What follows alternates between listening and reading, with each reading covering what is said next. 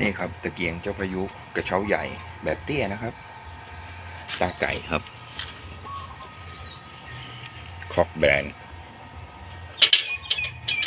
ของเพื่อนสมาชิกเอามาทำระบบนะครับแล้วก็เปลี่ยนสูบจาก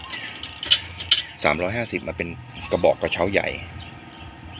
เหมือนเดิมครับแล้วก็แก้หลักล่างที่รั่วนี่ครับทำระบบลมกลับมาใช้งานได้ปกติแล้วครับ